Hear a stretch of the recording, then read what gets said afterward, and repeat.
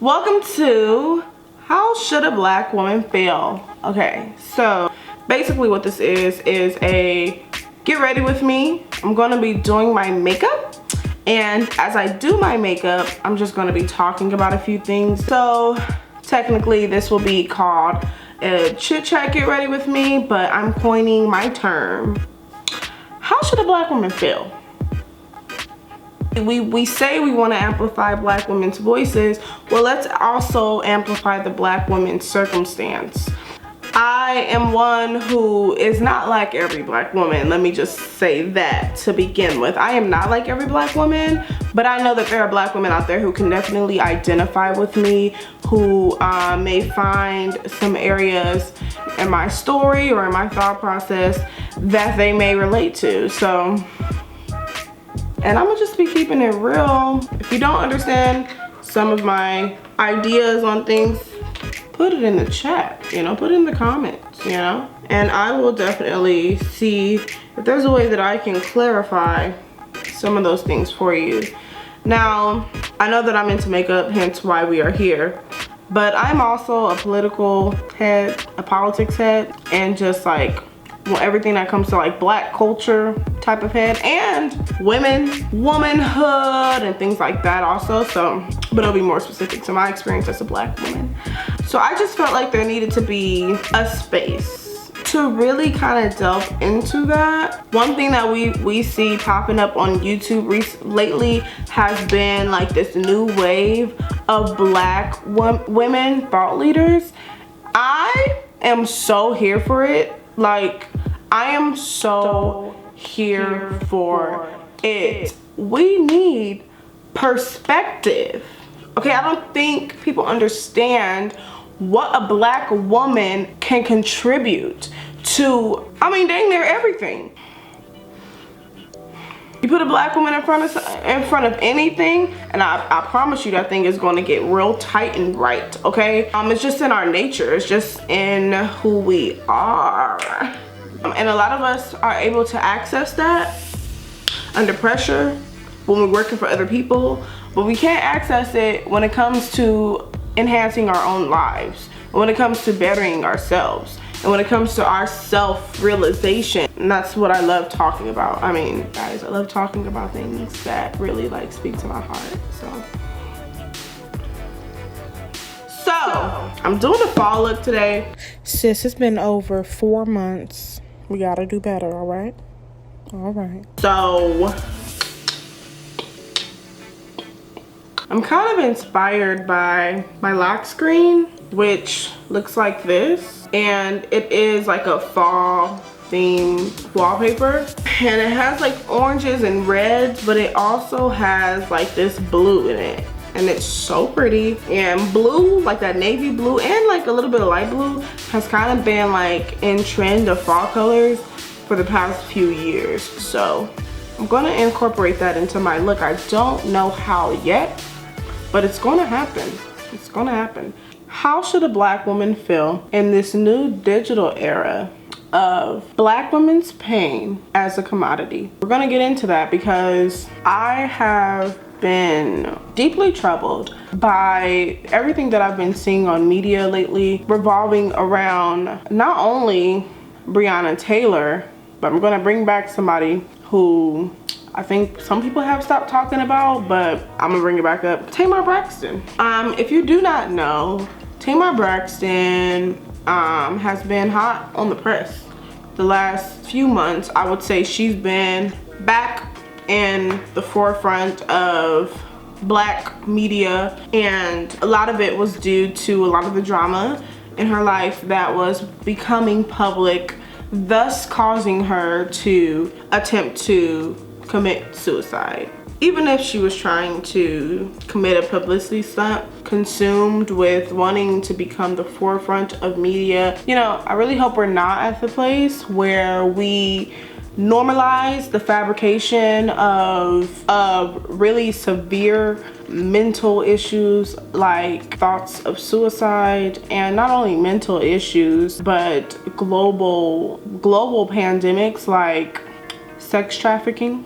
But anyways, we're gonna go with the notion that it was absolutely authentic, that everything happened, that what happened was true. We're gonna go with that. Well, all of that was surrounding basically the quarrel that she was having with WeTV, the network that she's been in contract with for, I'm not sure the exact amount of years, but it's been years that she's been in contract with them because of Braxton Family Values. And now she has a new show. Oh, Braxton Family Values and Tamar and Vince. Those are two shows that she was a part of producing, and they were both in contract with WeTV. And now she has a show called Get Your Life. And this is a show about her basically on a new discovery of who she is now that she is no longer Vincent Herbert's wife, and also which now means technically she is somehow a single mom, but that's another discussion for another day. But now that she is no longer Vincent Herbert's wife, she is a single mom, and she's basically out here on her own. He's no longer her manager, so she's dealing with like producers and engineers like one-on-one. And also she has this boyfriend, right, who is also a huge part of her life, and she's just, shows about her just gauging through life, just trying to find herself, trying to find her place in the music industry, because you know she also is an artist. So thus the term, or thus the title, Get Your Life. So we know that all of that drama was steered around that whole debacle of a show. The preview aired and she was basically not having it because it kind of showed some interactions. Marissa, what the hell? It kind of showed some interactions that she was having with the producers of the show, with the creator of the show, with her boyfriend, and they weren't pleasant interactions. They kind of still showed her in the same light of being same old loud, ghetto, mouth popping Tamar Braxton. And she basically had a fit on social media. She changed her name on Twitter to Tamar Slave Braxton, y'all. Somebody in their right frame of mind would do that. Now, what she does have is a point. She may not have all the nuggets, but she has a point. And basically that point is that modern day media has found a way to personify the Black woman character into another stereotypical trope. We know that Black women in media have always been portrayed a certain way, right? And it kind of goes in alignment with that. You have like the auntie, you know, like the Aunt Jemima, you know, character. And you also have like the Jezebel, the really over hypersexualized female. You also have the strong and aggressive Black woman that is often likened to a man. And don't let these women be dark skinned, because at this point we're just comparing them to animals. So there's kind of been like the revivement, I would say, of that aggressive woman type of personality, but now it's in a way where they're loud. They may be loud, they may be aggressive, but it's entertaining because they're also funny. They're also extremely passionate about certain things. And I would say that what is good about their personality is cloaked with everything that is bad about their character. And so, you know, she said this is what the contracts do. Now this is This is all due to reality TV and just the stereotypes that are perpetuated through, I mean, reality TV is just a whole nother conversation. But this woman is a product of that whole narrative. This woman is a product of that whole culture. So when she's trying to basically transform herself into another light, into another type of person, there is a lot of resistance. Even though explicitly what they're saying is that we want that for you. We want to capture that journey for you, but they're also covertly trying to set her up into certain positions and set her up into certain situations that'll pull that same loud, black, aggressive woman out of her. Why? Because that personality is what gets them the money. That personality is what gets them views and gets them the attention that they want on the show. So they want to pull that out as much as they can. And what happens, her pain ends up becoming their commodity. It ends up becoming their product, which is what? Modern day slavery. So there has been now a trend of black women's pain becoming the white man's product. Let me actually do some makeup, guys. I suck at this.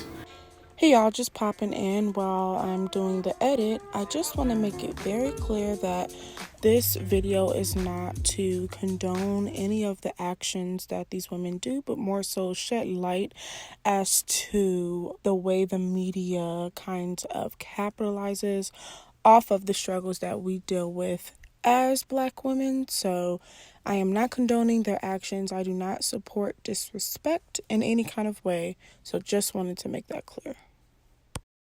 So all of these issues kind of make you wonder, like, does social media activism really work? Does social media black activism really work? Is it really effective, and or is it detrimental to the scope of people's perspective on black women? That coverage, banging. The shade, not so much. Actually, not my shade. It's a little bit pink, a little bit too warm, a little bit too peachy, but we're gonna keep going. We're gonna keep going.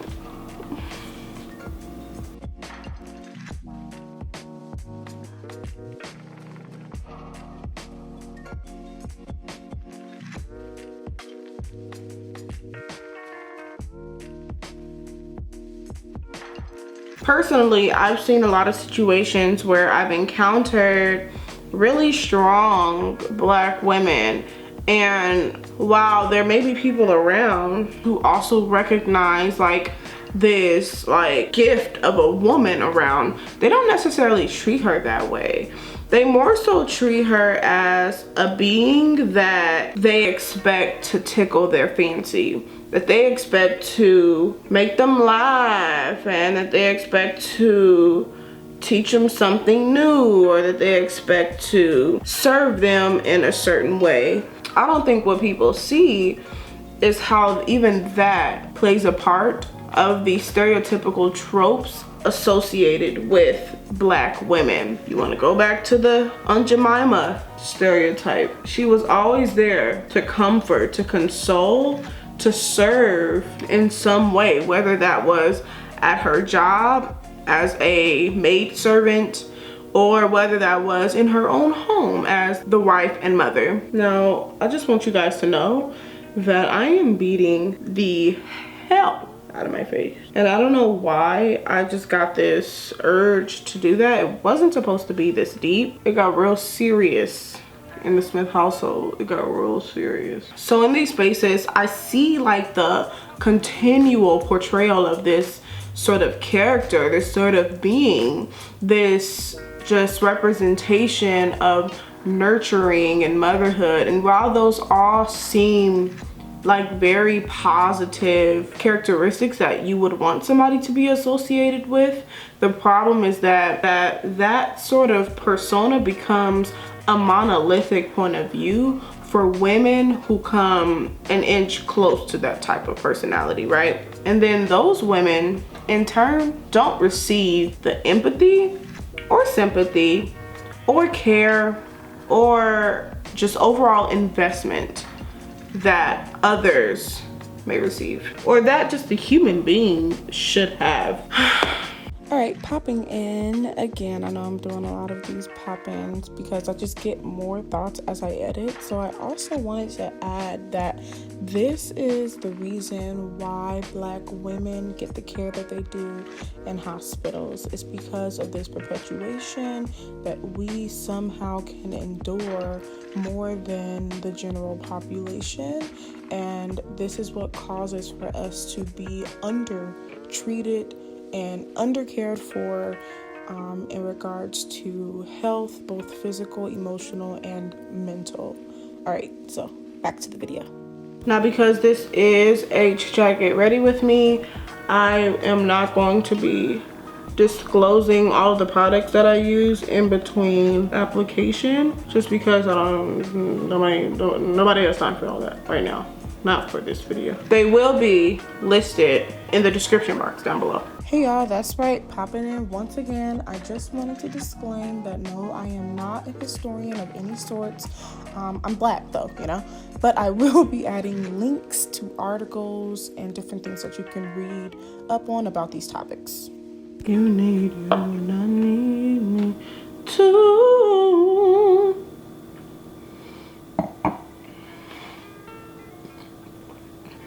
Now this one may be more of an obvious one, but what we saw happen with Breonna Taylor. Now, if you are an optimist or just downright simple-minded, you may have saw the memification of Breonna Taylor as a political stance for big corporations, as a point where social activism meets capitalism. You may not have saw it that way, but that's how I saw it. You probably more so just saw it as like literally like what I said, political or social activism coming from some of the world's largest corporations. And thus, after all of that posting and reposting and hashtagging and arrest the cops who killed Breonna Taylor, where are we now? No justice has been served. In fact, let me take that back. There were a few insulated walls, you know, who got justice for just the damage that was done in that apartment complex. But no,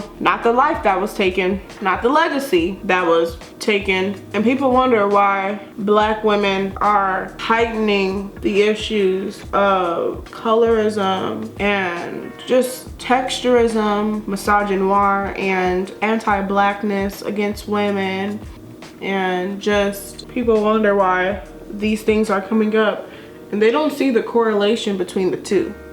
They don't see the correlation between those systemic issues and the more recent injustice happening towards Black women. They don't see the connection between the two. But like America, somehow it's all connected. Until we fully humanize Black women, there will continue to be bloodshed and no justice for it. There will continue to be misogynoir in workplaces, in the family structure, in social media, in politics. All of this is interconnected in some way. If Breonna Taylor was, you know, a white woman, this case would have been shut down months ago. The only reason why we are where we are is because of the hyper memification of Breonna Taylor. Let's be clear. I mean, did it do something? They had to make a decision. It forced them to make a decision. Unfortunately, it just wasn't the decision that they should have made. But yet again,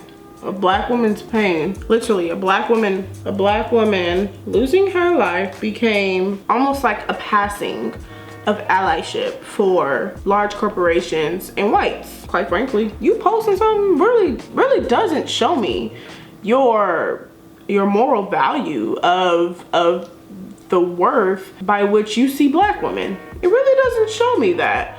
It doesn't take anything to post something. Let's kind of be honest here. It doesn't take that much to post a video or post a picture or repost a picture or a meme of anything nowadays.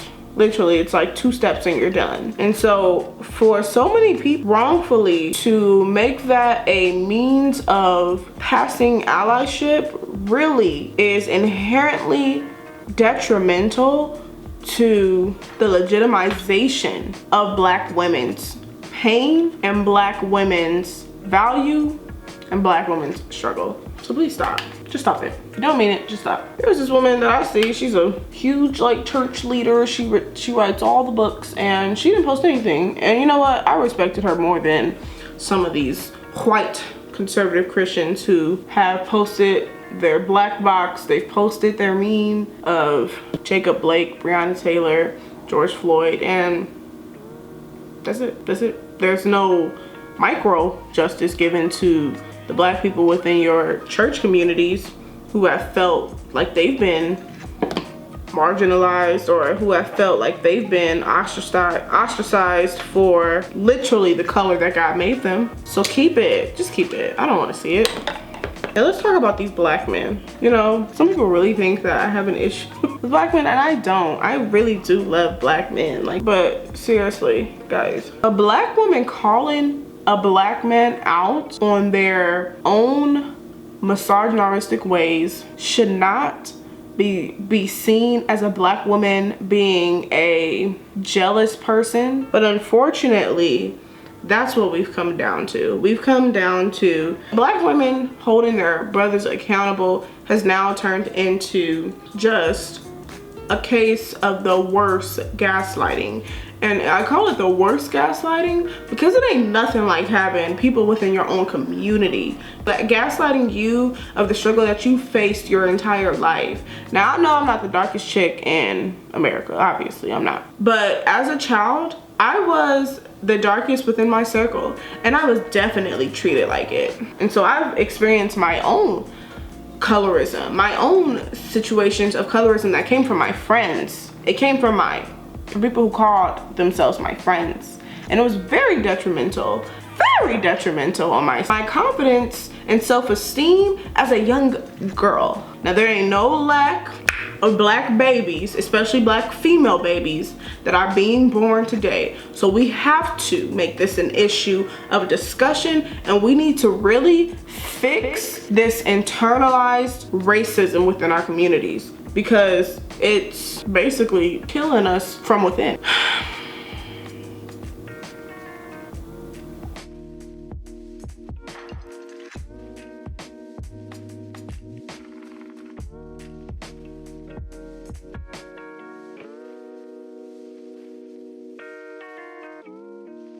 By the way, shout out to the Grapevine TV for sparking this talk in my mind. You know, check them out if you are looking for conversations between young black and people of color who have some really dope perspectives on these topics. And it is so, those conversations are just so amazing, guys. They are so amazing and mindful and thought-provoking.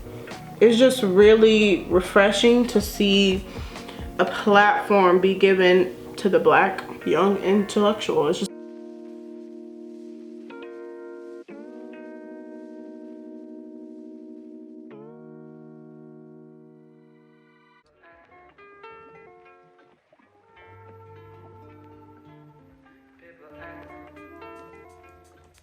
okay, my eyebrows are trash, but oh well. I don't know why every time like I film, my eyebrows want to act up. Like, it's really odd. Usually they're the easiest thing to do.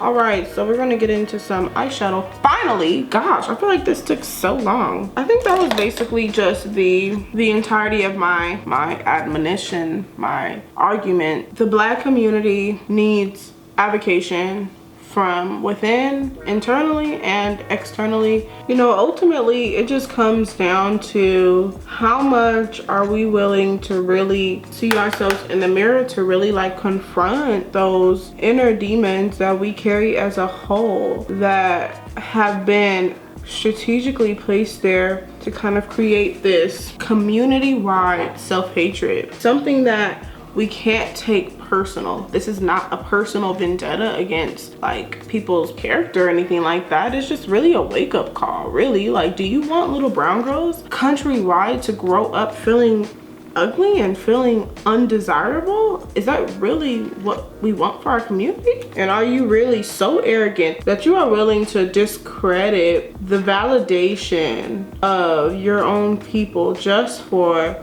the self-preservation of your own ego. Is that what you want to do?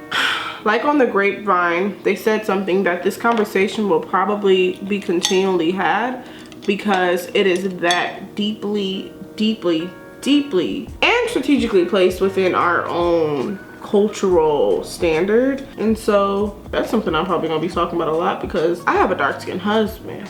I'm gonna make me some dark-skinned kids and I want the best for them. I think dark skin is beautiful. So yeah, that's all really I wanted to say. Stop capitalizing off of the pain of black women. Stop downplaying our issues and our struggle and subduing them into memes and characters and caricatures for your entertainment. Just stop it, guys. Just stop, because it's really detrimental. You wanna scream Black Lives Matter? Okay, well, let's actually live it. I don't know how many black men I saw posting that, and I know their colors. I just really hope that what I'm conveying is that I think we as a community have to really be intentional about how we are going to love ourselves. Really, it's really simple. How we're going to love ourselves and love ourselves enough to ignite change mentally within the Black community and really get serious about Black unification, period.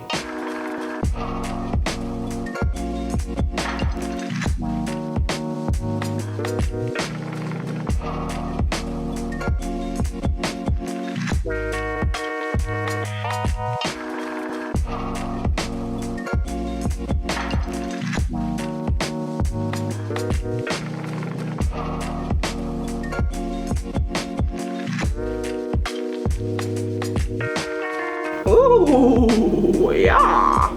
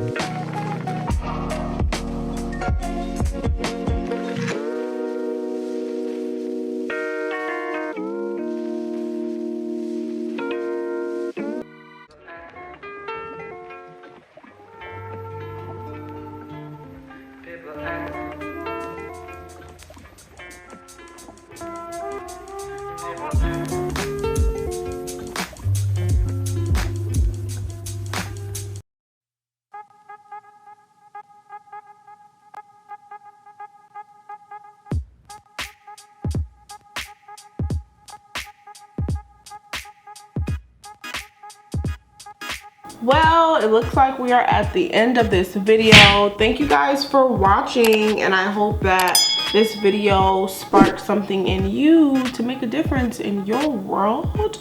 I will see you very soon, God willing, and like I said, leave your suggestions for videos or topics you want me to talk about down in the comment section below, and I will be sure to get to you for sure. Okay, well, thank you guys for watching, and you guys have a blessed and successful great day. That's all I have for you. This is all I have for you. Bye.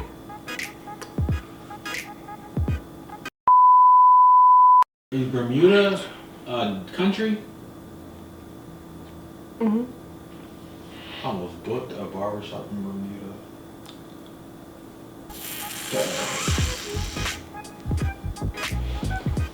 Bringing back the puff.